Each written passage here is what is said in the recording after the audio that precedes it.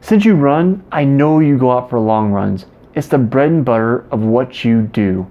But do you know if you're going too fast or going too slow? Well, I'm Jesse Funk, and on today's episode of Runner's High, I'm going to talk about, is your long run pace too fast?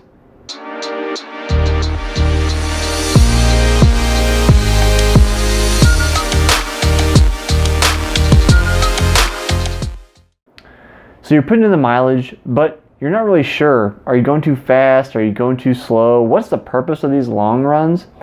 So there's actually three main purposes of long runs. The first is aerobic development. The second is muscular endurance. And the third, often underutilized, is recovery. The first two purposes, aerobic development and muscular endurance, are going to be what the vast majority of your long runs are for. And that makes sense. It's what we do during the base period of training. So it's for the first thing that we want to do when we're working into a new season. Improve our aerobic capacity and improve our ability for our muscles to operate for a longer period of time without failure. So how do we calculate this everyday long run pace that we want to use for aerobic capacity and muscular development? Well, if you watch my heart rate training video, you know we can use maximum heart rate as one way to figure out the different zones and paces that we want to run. This long run pace is going to fall into roughly 65 to 75% of your maximum heart rate. Like I talked about in that heart rate training video, I actually use a 10 count method to figure out my heart rate instead of using a heart rate monitor. I'm pretty low tech when it comes to running, so I often talk about rate of perceived exertion and things like that. But to figure out that actual heart rate, we use a 10 count method, which is where you are, checking your pulse and counting for 10 seconds to what that number is going to be. So for example, my maximum heart rate as of right now is currently around 200 beats per minute. So that 65 to 75% range for a 10 count is going to be 21 to 25 beats per 10 seconds. And this lines up pretty well with my experience. If I take, I go out for a long run and I do it at a reasonable pace for a long run, I often find that my heart rate for 10 seconds lies around 23 beats. If you don't want to use solely heart rate and you want some kind of second confirmation that you're running the correct pace, you can actually use the Jack Daniels running table. Be sure to subscribe to the channel as I talk about the Jack Daniels table, VDOT values, heart rate training, all in other videos, so you want to stay tuned for those. But today, we can use that Jack Daniels table to tell us a rough range of what our long run pace should be. So how do we go about using his table? Check down in the description for this video because I'm going to link to a page with an article by Jack Daniels that has his running tables in it. You can also pick up his book on Amazon, which explains more of his training methods and has the tables in it. But for easy reference, he does have them published online. So what we're going to do is use a recent race result to figure out what our VDOT value is, and using that we can reference a whole range of numbers for our training, but specifically for us we want to know what is our long run value. So if I use a recent 5K result, I know my VDOT is roughly around 60 right now, which gives my long run range of between 7:07 and 6:14 pace. And this actually jives pretty well with my own experience. I typically run around 6:45 pace for my long runs.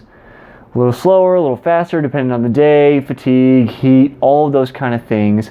But we know that those values are going to be a good guide point to figure out, where should we be going if you want to rely on a GPS watch instead of figuring out your heart rate.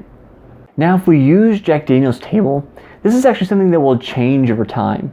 The runner in me still wants to be running with the values from the 65 VDOT line, which was at the peak of my fitness and running in college. But as I've shifted focus over the last decade to triathlon, I'm simply not that fast anymore. So I have to lower my expectations for myself to a current fitness level. That's why we have to use recent race results to figure out, where we are.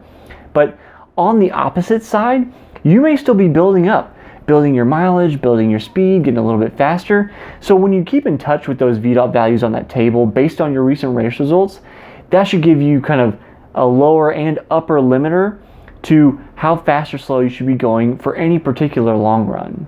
Now that you've got your values, you know about how fast or slow to run for your long runs for that aerobic capacity and muscular endurance. What about that other thing I mentioned earlier, recovery? How do we do that? Well, you want to actually run on the low end, or maybe slightly slower than that low value from the Jack Daniels table. The idea with using a long run for recovery is that we want to get more blood circulated through our muscles to aid the recovery process by, reducing the amount of waste that's in your muscles and to get extra nutrients to them faster. The trick here is that if you go too fast, you actually are creating more micro tears in your muscles, thus adding fatigue and negating the whole purpose of recovery in your long run. So going at a slower, easier pace, something that actually feels almost too easy, is going to be more appropriate for this kind of workout than going in that normal long run range. Keep in mind that it takes a certain amount of fitness for somebody to use a long run as recovery. It's often referred to as active recovery.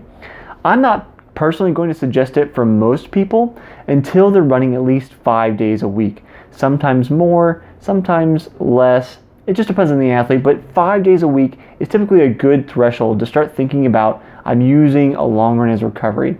You should also be doing intervals of some sort to be recovering from to use that long run for recovery. And I talk more about intervals in my mini series in Runner's High, all about interval training at various paces that you do intervals at.